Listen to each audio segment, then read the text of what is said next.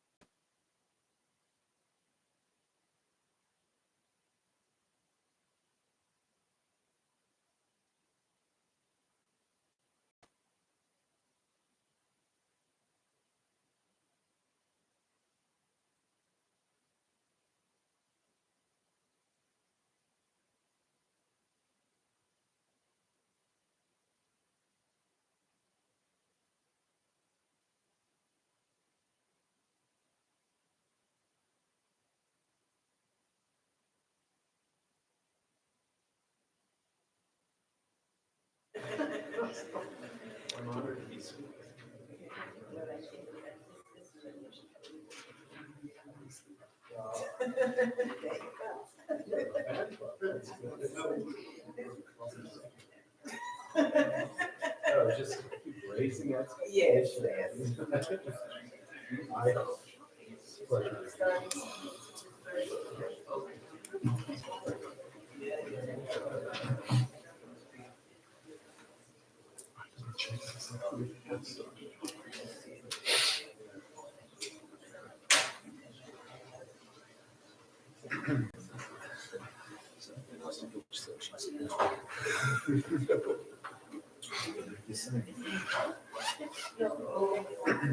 So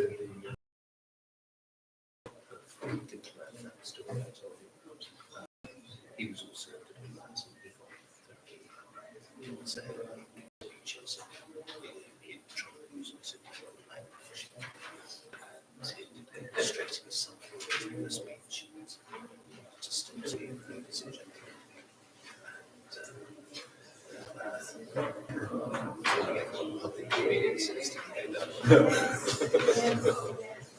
You don't want to do that.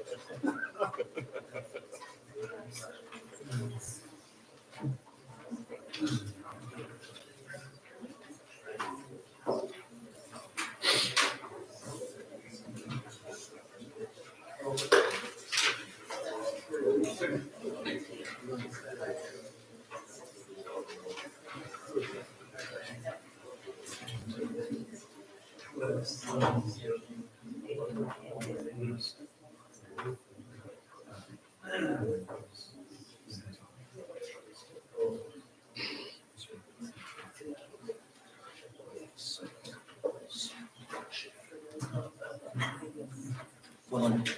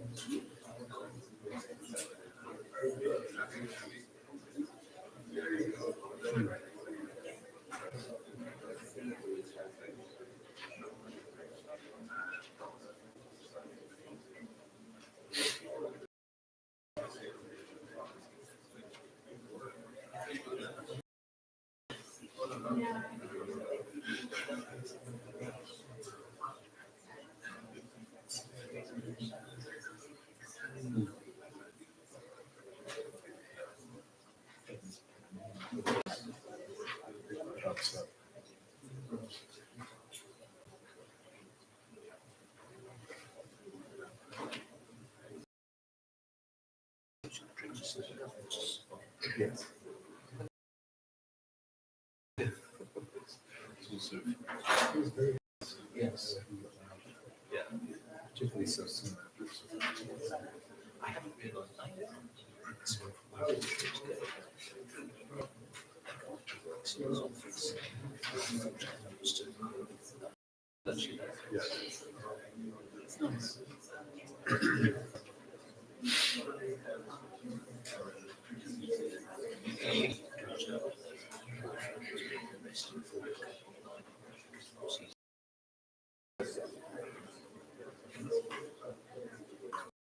Sideways.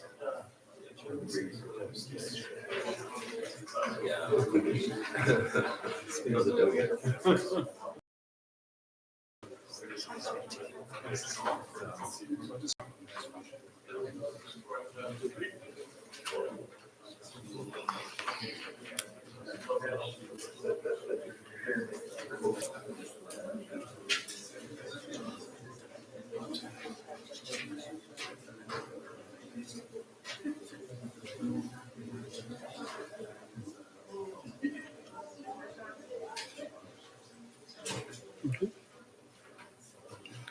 Good evening, ladies and gentlemen.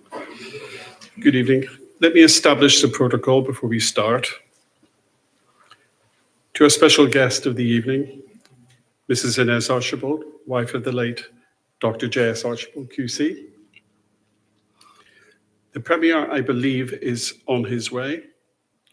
To the Deputy Premier of the Virgin Islands, the Honourable Lorna Smith, OBE, and former Premier, Dr. Orlando Smith.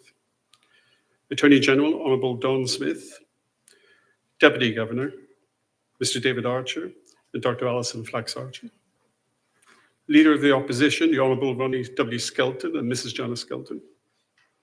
Junior Minister for Culture and Tourism, the Honourable Luce D. Hodge-Smith. Financial Secretary, Mr. Jeremiah Fred. And to our guest speaker, Ambassador David Hubner.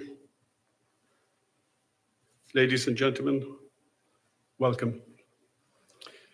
Welcome to the 5th biennial Dr. J.S Archibald QC Memorial Lecture. Before proceedings get underway, I kindly ask you to stand for the National Anthem and the Territorial Song.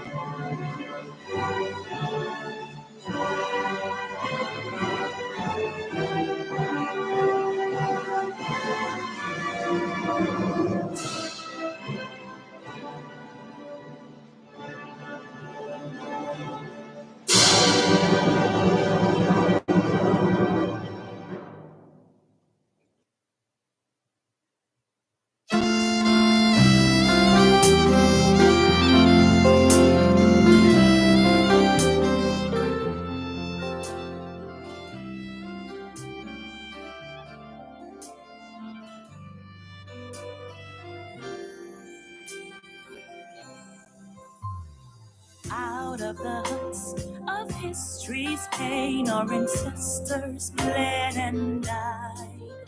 But with strength and willpower we overcame to restore Virgin Islands' pride. To preserve the beauty, we devised a plan to retain ownership of your precious land. Educating your people, it's the golden key to maintain the success of this territory. Oh, how radiant are your daughters, and how wealthy are your sons. Your beaches boast your beauty, and your success is second to none. Green and brilliant are your hillsides, they replenish our hopes and pride. Oh, beautiful Virgin Islands, your qualities can never be denied. May God richly bless this territory. May we ask three things of thee. Courage for our great leaders, that they may rule our destiny. We ask for wisdom for our people, that we may live in harmony. And understanding for our children, so they may cherish this legacy. Oh, how radiant are your daughters, and how wealthy are your sons. Your riches boast your beauty, and your success is second to none. Green and brilliant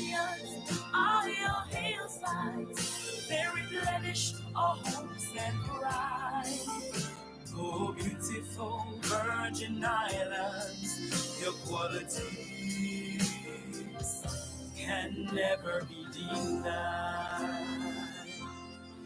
Oh, beautiful Virgin Islands, your qualities can never be denied.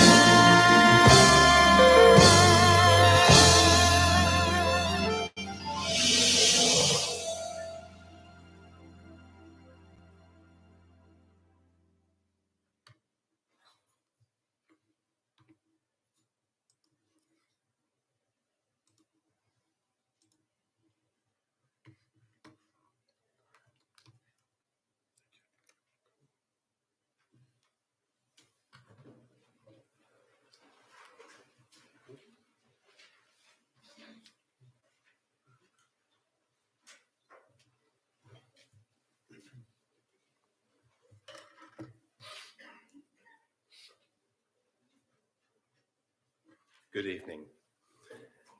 I gratefully adopt the protocol already adopted by Mr. Forte.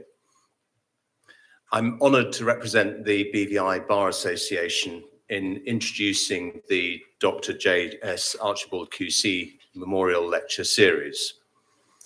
The Bar Association is committed to the development of the jurisdiction, which has earned a reputation for the excellence of its legal system that extends around the world.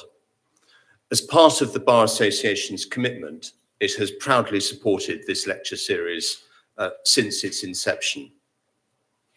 The lecture series has provided valuable insights by the most distinguished lawyers from here and around the world, and it is a fitting tribute to the late Dr. Archibald, who was a giant of BVI jurisprudence and made enormous contributions to the development of a modern arbitration regime in the British Virgin Islands. As a world jurist and international arbitrator, Dr. Archibald supported the idea of modernising the BVI's arbitration regime to a standard comparable to those established by renowned international arbitration centres.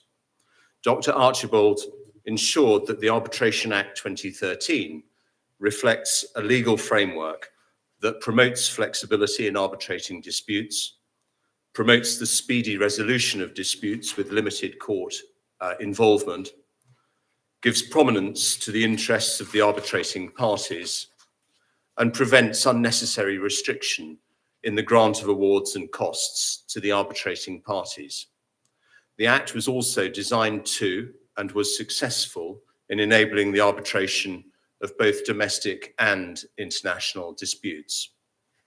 We're fortunate to be benefiting still from the wisdom of Dr. Archibald as we develop BVI arbitration on the foundations that he was so instrumental in laying. The Bar Association is therefore proud to continue to support this lecture series and to have had the opportunity to introduce it. Thank you.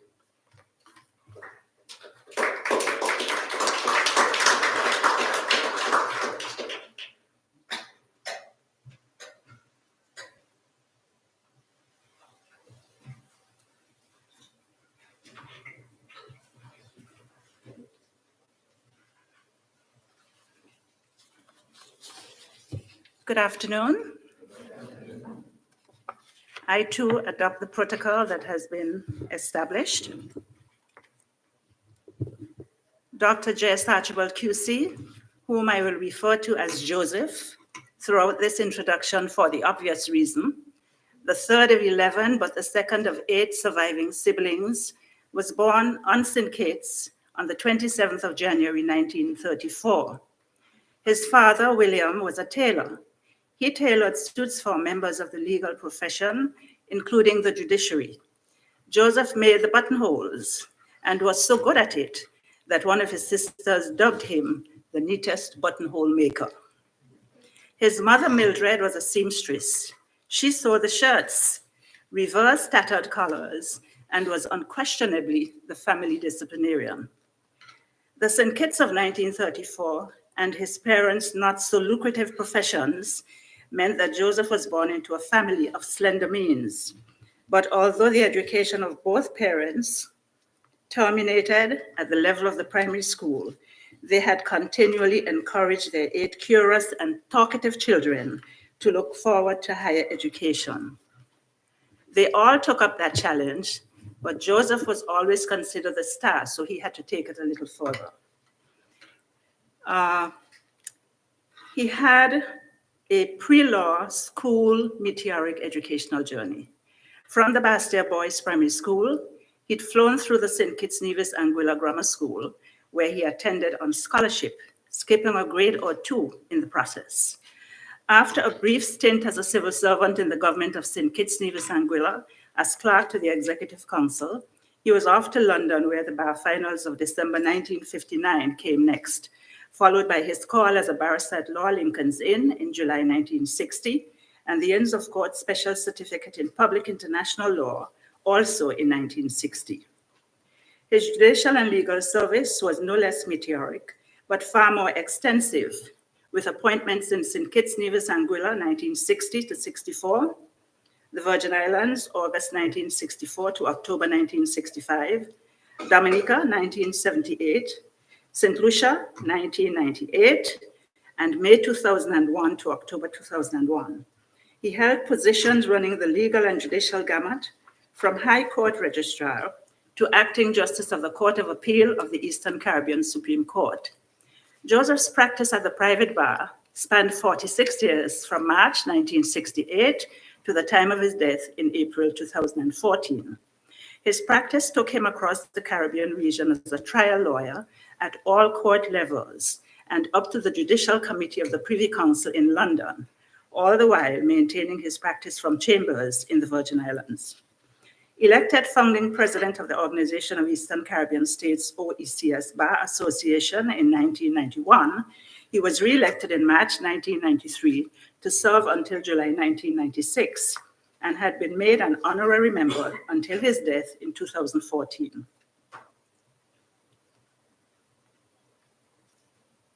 He was appointed a Queen's Counsel in 1980.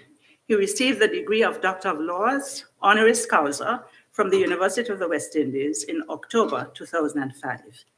At the 5th Caribbean Legal Law Fair in St. Lucia in September 2008, Joseph was described by English jurist David DiMambro as, quote, an immense intellect, a formidable opponent, and an excellent friend. Detailing Joseph's ancillary service could take the next few hours. By then, we'd all probably have fallen asleep, rendering somewhat useless the reason we are here in the first place. So I'll mention only aspects that may possibly be relevant in the immediate instance. 1, member of the Constitutional and International Committees of the Washington-based World Association of Lawyers, now the World Jurist Association, for 48 years. 2, member of the Arbitration Project Advisory Committee of the Caribbean Law Institute, 1989. 3, umpire in arbitration proceedings in land acquisition dispute between a German citizen and the government of the Commonwealth of Dominica. 4, member of the London Court of International Arbitrators in August 2001, at the time the only OECS member of that body, and was a member until his death. 5, chairman of the Arbitration Working Group established by the Financial Services Commission with its inaugural meeting on 13th December 2011. The essence of establishing the working group was to review existing laws on arbitration, taking into account the modern and emerging international rules on arbitration, and develop new legislation on international arbitration for the BVI.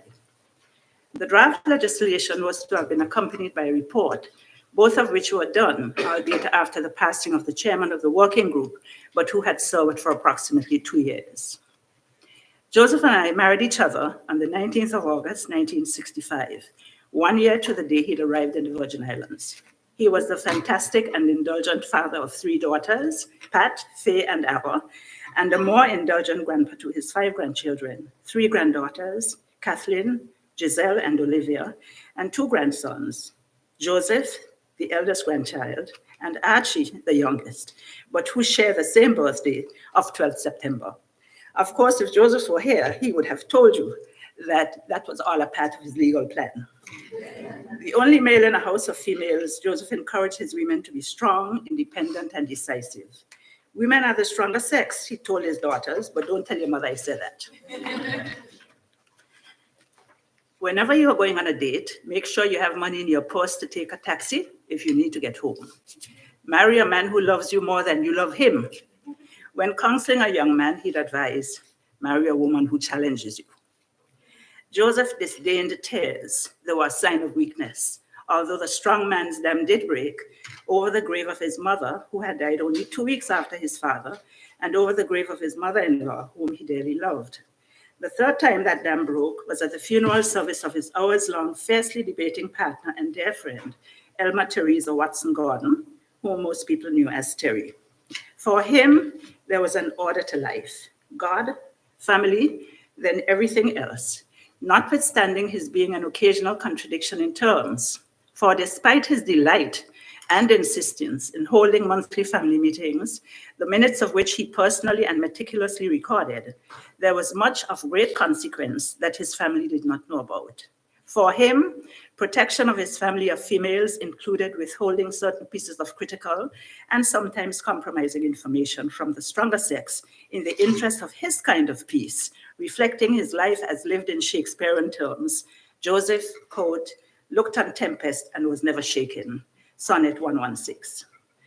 After almost 49 years of marriage, I still had not gleaned from whom or what or where he had derived his accounting philosophy of the practice of law. The law is not about making money, he said. It's about helping Kwashi on the street. This was a philosophy that could neither be successfully challenged nor irrevocably dislodged. What can I say? I love the man. Joseph had 4 overriding passions: the church, the law, the dance floor, and the library, all of which served him well and which he served well too.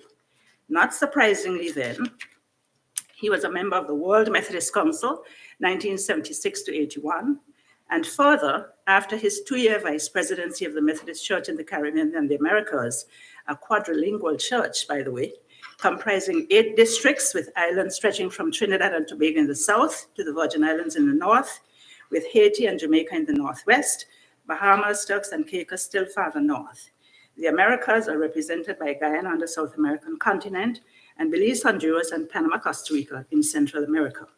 So after his 2-year vice presidency had ended in 1977, he had become the church's legal advisor on the connectional level with its 8 districts and its 4 languages for 36 years.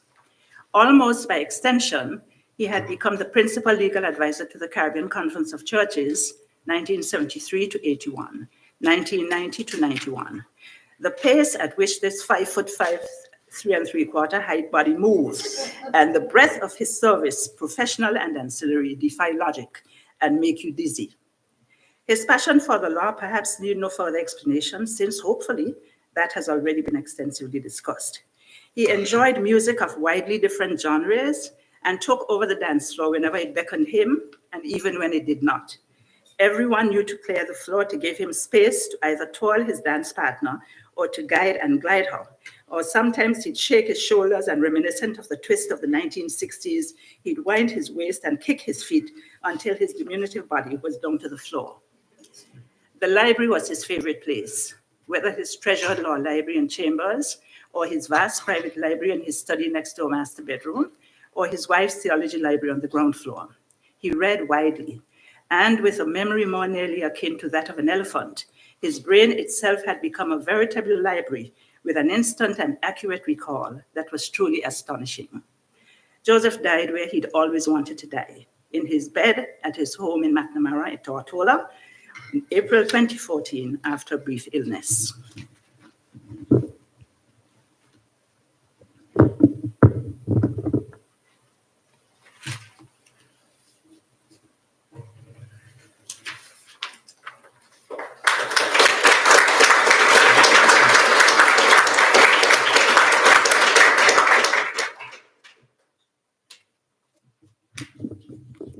Thank you, Mrs. Archibald, and good evening to everyone. I gratefully adopt the protocol already established, save to correct and recognize as acting governor, Mr. David Archer and Mrs. Archer. It is my pleasure to introduce our speaker this evening. David Huebner has more than 30 years experience as an arbitrator and advocate in international investment, investor state, and complex commercial arbitrations. He is a fellow of the College of Commercial Arbitrators, has been designated a chartered arbitrator by the Chartered Institute of Arbitrators, and has been named to numerous distinguished practitioner lists, including SVAMC's tech list of the world's most accomplished technology neutrals. He has particular expertise in technology, life sciences, investment, and energy disputes, but has handled matters across a wide range of industry sectors, legal issues, and geographic regions. Currently resident in California, he hears cases internationally and has been based for extended periods in Tokyo, Shanghai, London, and New York. His diverse professional background informs his approach to decision-making, process, and efficiency. In addition to practicing law as a partner in firms in the AmLaw 100, he has served as U.S. Ambassador to New Zealand, founding managing partner of a law office in China, and CEO of an international law firm, chair of the California Law Revision Commission, and IP advisor to a member of Japan's National Diet. Ambassador Huebner has handled more than 300 arbitrations in 36 jurisdictions around the world as an arbitrator or advocate under the rules of more than a dozen arbitral institutions. Although his matters have involved a wide range of industry sectors and legal issues, he has particular expertise in technology, including software, cloud, hardware, semiconductor, materials, AI, haptics, optics, telecom, and gaming. Life sciences, including pharma, biotech, clinical trials, health tech, medical devices, healthcare, entertainment and media, investment, investor state under EXID, UNCITRAL, and ICC rules, engineering, and infrastructure disputes. This is a heavyweight, ladies and gentlemen. He has been named to the Silicon Valley Arbitration and Mediation Center. Excuse me. Ambassador Huebner has served on numerous arbitration and other professional boards, including the ICC Commission on Arbitration and ADR, and as chair of the Chartered Institute of Arbitrators North American branch. He currently serves on the board of the College of Commercial Arbitrators and as the trustee for the Western Hemisphere on the Global Board of Trustees of the Chartered Institute of Arbitrators, as well as that board's deputy chair and chair of its nominations committee. He previously served as the Institute's board treasurer and audit and risk committee chair. Finally, Ambassador Huebner has received numerous honors for his professional work and volunteer service, including the CPR Institute's 2020 Outstanding Contribution to Diversity in ADR Award for his full spectrum inclusiveness efforts in the arbitration sector. Ladies and gentlemen, I'm pleased to hand over tonight to Ambassador David Huebner. Thank you.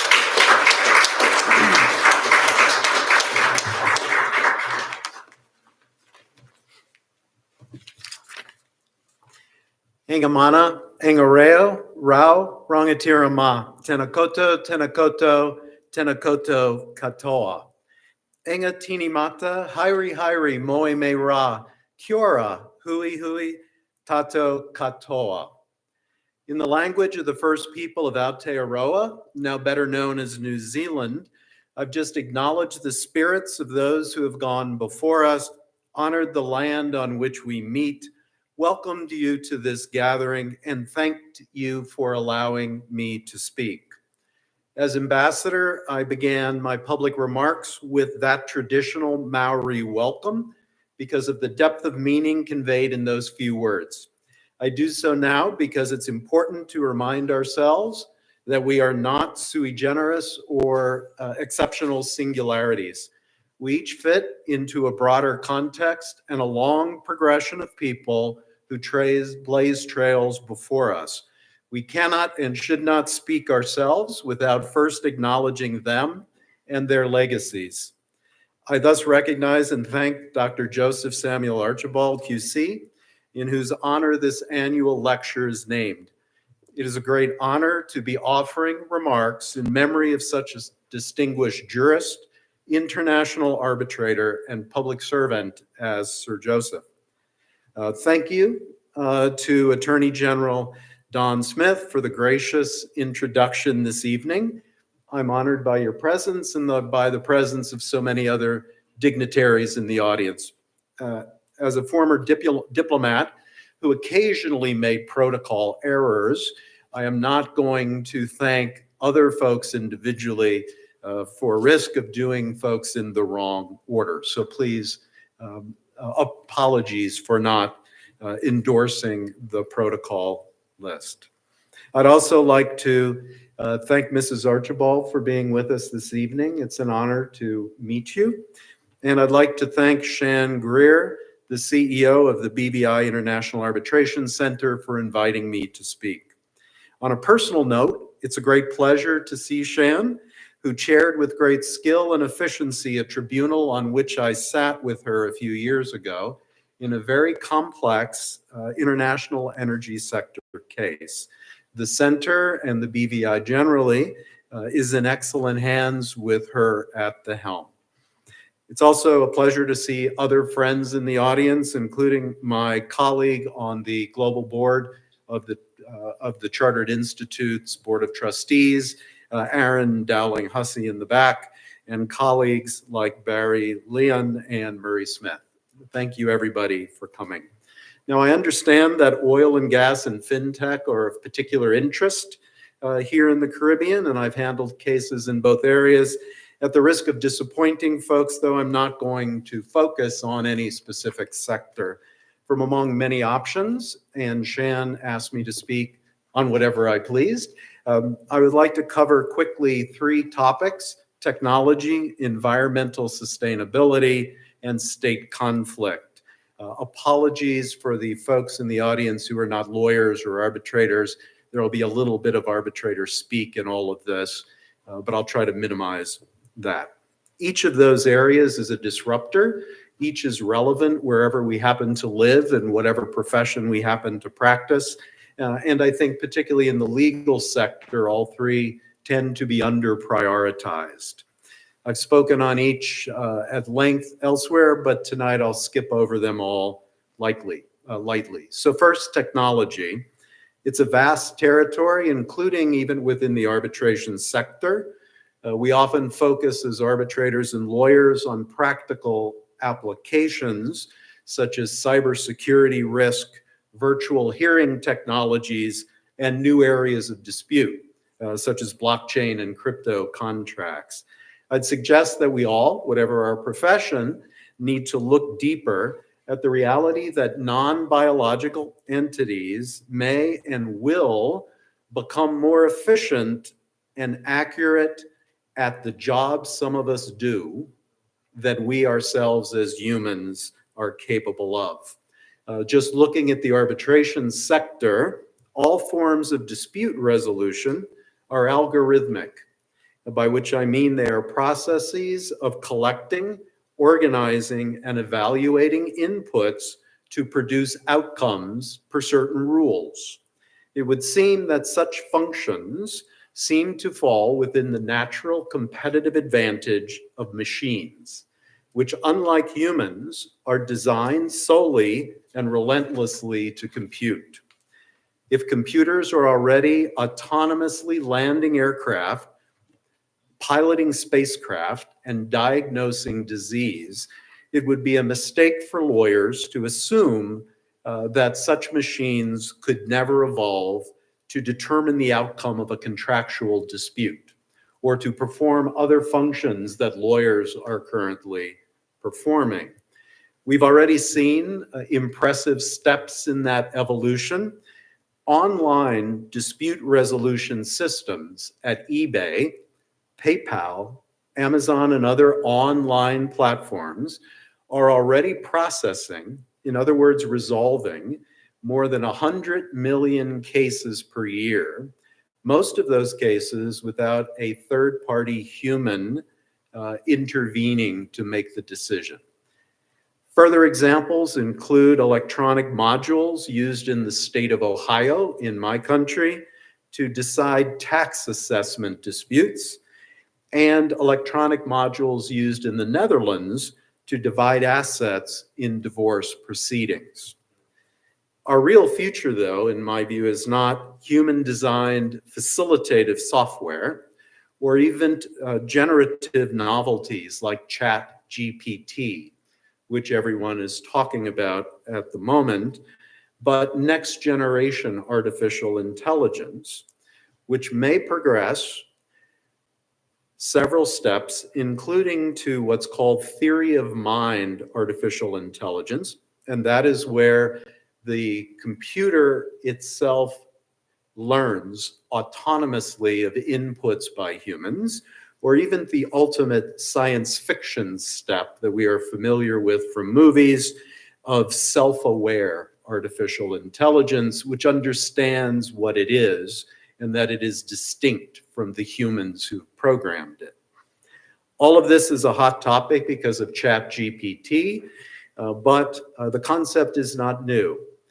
I like libraries as well. I go searching for interesting information, and I discovered that in 1970, years before the development of the first rudimentary personal computer, Stanford's Bruce Buchanan and Thomas Hedrick published a paper titled "Some Speculation About Artificial Intelligence and Legal Reasoning." So as far back as 1970, computer scientists were studying the application of AI to legal reasoning. Since then, there has been little evolution in the way lawyers practice, but a great deal of evolution in artificial intelligence, particularly on things like case-based reasoning, which collects and relies on past experiences, decisions, and data to determine outcomes in new situations similar to the prior. On multi-agent systems, which I find particularly interesting, those are distributed computational models which can incorporate virtues in the computer programming, such as benevolence or veracity.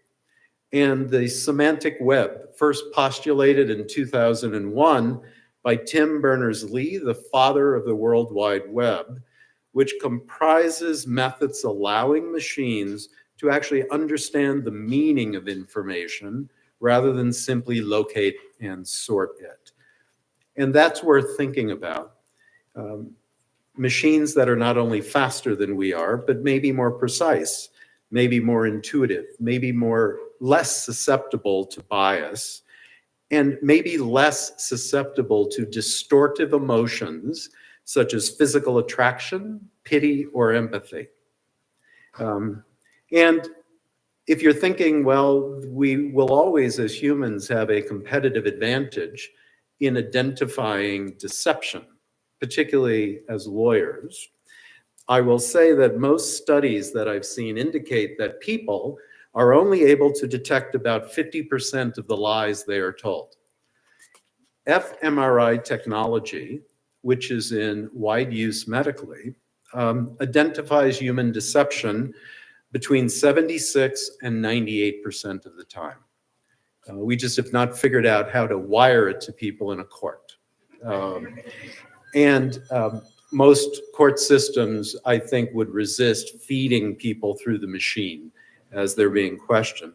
Finally, if you remain skeptical about all of this, I would remind you of Moore's law. Moore was one of the founders of Intel. He accurately predicted that computing power doubles every 2 years. Now, what I would say to make that more tangible, I'm assuming just about everybody in the room has a cell phone, right? Your one cell phone, your personal cell phone, has more computing power in it than did all of the American government's facilities combined in 1969 when NASA sent astronauts to the moon. So you're holding more power in your purse or your pocket than the government had when it launched the moon mission. Of course, everything that I've just said is polishing the brass on the Titanic if we don't recognize and embrace our role and our share of responsibility in addressing climate change. My second topic. The substantive issues ahead, particularly for lawyers, are substantial and complex. There will have to be new laws, and that's part of why I'm delighted there are so many legislators and government officials in the audience. For those who practice law, there will be new precedents, new standards, new kind of contracts. We need to adapt to that. I note, for example, and this is a very positive step, that the Paris Accords have begun to appear in investment treaties and certain commercial contracts executed by certain sovereigns. I'm particularly, as an arbitrator, focused on the tipping point when an arbitral award involving carbon extraction or combustion is first denied recognition and enforcement under Article 5.2b of the New York Convention. Now, those of you who don't practice international law, the New York Convention is reputed to be one of the successful multilateral conventions. It makes arbitral awards enforceable summarily in any of the countries who signed the convention, 160 some at the moment. Article 5.2b is the public policy exception to the convention, which states that a court may decline to enforce the award if the subject matter of the award is contrary to the public policy of that host country. It may seem improbable to the lawyers, but doesn't the submersion of entire island states and densely populated coastal cities due to anthropogenic climate change fueled by carbon rise to the level of a national public policy concern? And not only for the states who were most immediately imperiled. I won't ask you to answer yes or no, but I'd like you to think about that. The process challenges for practitioners are equally complex. The first fiction to fall may be that carbon and related disputes are private corporate matters. They may not be if they're driving climate change. Resisting rather than anticipating pressure to open such arbitrations to public view and to publish unredacted awards is both futile in my view and unwise. Second, lawyers should consider third-party participation in such cases, cases involving climate impacts, whether that be through joinder of third parties, fulsome amicus arbitrum provisions, or incorporating a state-identified climate defender to intervene in those cases. Third, I would suggest that we all, particularly the legal sector, need to affirmatively reduce the carbon footprint of what we do, particularly those of us in international arbitration. Hearings involve carbon-intensive travel.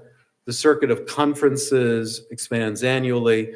Carbon protocols have not worked their way into mandatory law or even most arbitrations case management conferences.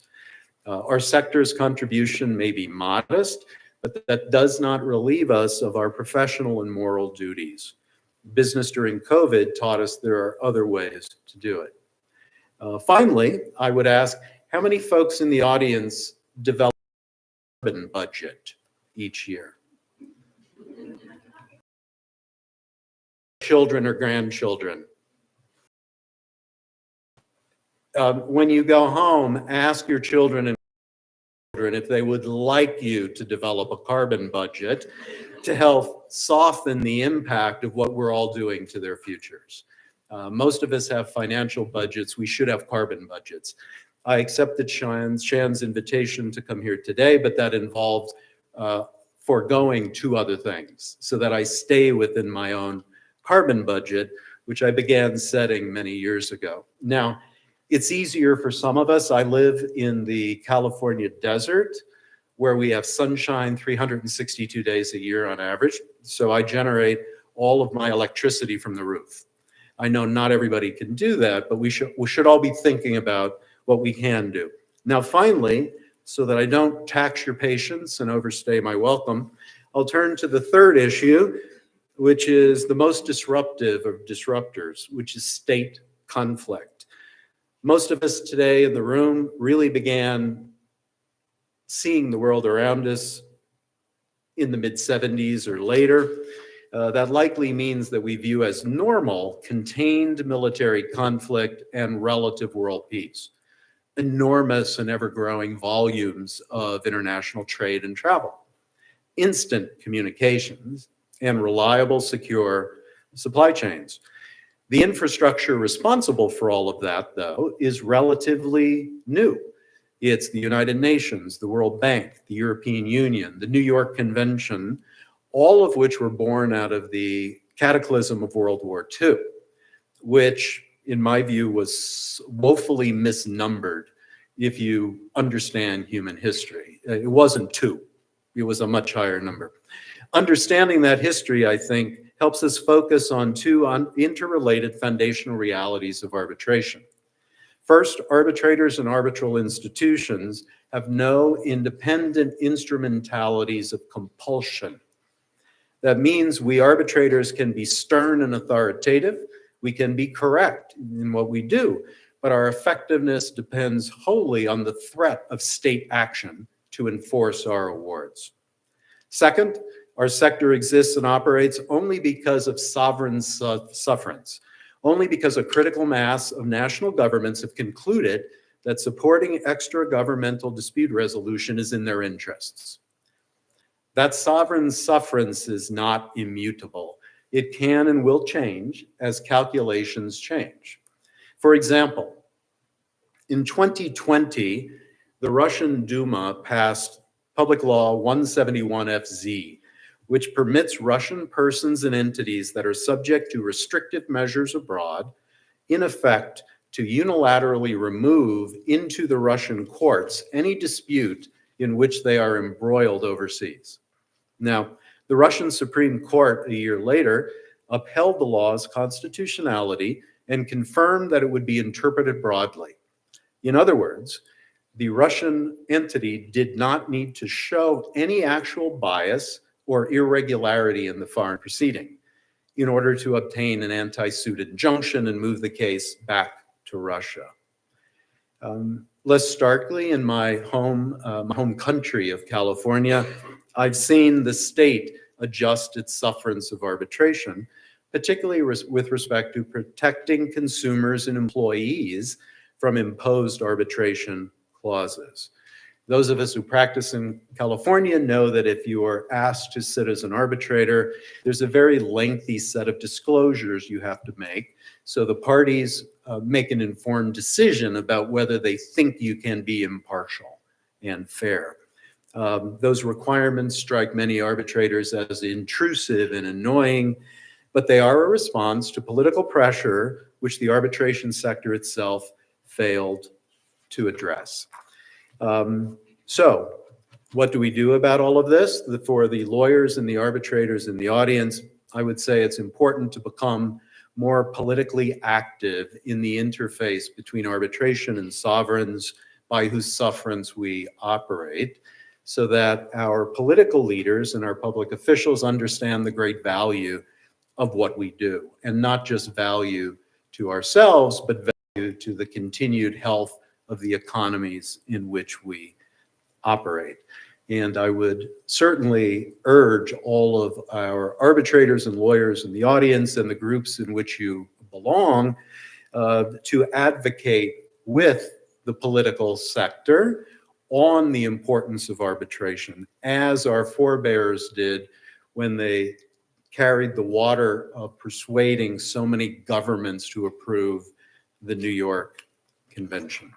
Now, with apologies for raising more questions than giving answers, and apologies for running a little bit long, I will conclude. And I'll say, considered individually, technological advancement, climate change, and the uncertainty of state sufferance each poses a meaningful challenge in the way in which arbitration has been conducted since its inception. And that's whether we date its inception. There's a dispute over where arbitration first started. I've seen arguments that date it to ancient Greece, to King Solomon, to the Egyptian funerary trusts, or to English guilds of the Middle Ages. But whatever the origin, the challenges I've identified I view as opportunities to improve our sector, to increase our relevance and effectiveness, to better serve these societies and the parties who rely on our services, and to help direct evolution in the world around us. My core message is that I think the best way to adapt to the future, whatever our profession, is to predict it far enough in advance. And as legendary American management consultant Peter Drucker stated, the best way to predict the future is to help create it. And that's really the core message, particularly for my colleague lawyers. Given what I've learned about him in my research, I certainly think that Dr. Archibald, in whose honor we convene today, would agree with that last set of sentiments. Kati ake kone mata atua koto e manaki. Again, that's Maori. It's a traditional closing, which translates from Maori to English loosely as, please forgive me for speaking too long, and praise the Lord that I'm now going to sit down. Thank you for inviting me to speak.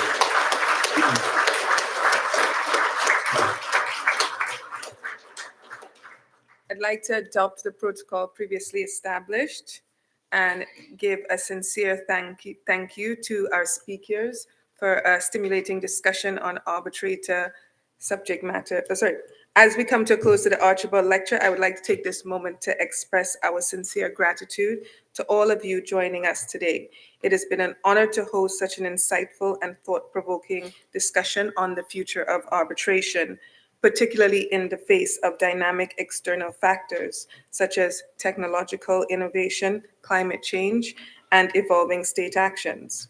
I extend a heartfelt thanks to Ambassador David Heebner for delivering a truly remarkable lecture that not only honored the memory of Dr. J.S. Archibald QC, but also provided invaluable insight into the challenges and opportunities that lie ahead for arbitration practitioners. Ambassador Heebner's expertise and passion for the subject were evident throughout his presentation, and we're immensely grateful for his contributions. I would like to take this opportunity to pay tribute to Dr. J.S. Archibald, whose legacy continues to inspire us all. The Archibald Lecture serves as a fitting tribute to his remarkable contributions to the legal profession, the British Virgin Islands, and the Caribbean more generally. We are honored to commemorate his memory in this meaningful way. Finally, I want to express my appreciation for all of our sponsors, partners, attendees, and invited special guests for your support and engagement. Your participation has been instrumental in making this lecture a resounding success, and we look forward to continuing our shared journey of learning and growth in the field of arbitration. Before we conclude, I'd like to remind everyone that there are a reception afterwards, so feel free to join us. And once again, to thank our invited guest, Ambassador David Heebner, for joining us. We genuinely appreciate it. We would like to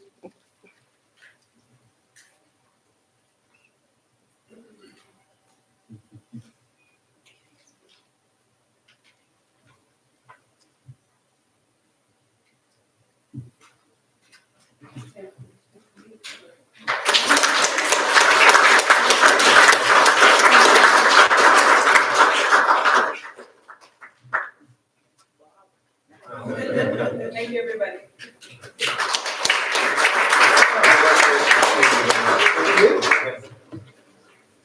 Thank you, David. I appreciate you coming and doing I hope this. that suited. It definitely did, yes. I was slightly worried about the legal content. I didn't realize the audience was largely not going to be lawyers. Well, I mean, I think they all tend to be lawyer driven, so Oh, good. yeah, so it's not, I don't think you were out of the realm of what they've done previously. Excellent. Yes. Congratulations. Oh, thank Great you. week so far. Yes, I think, well, I hope so.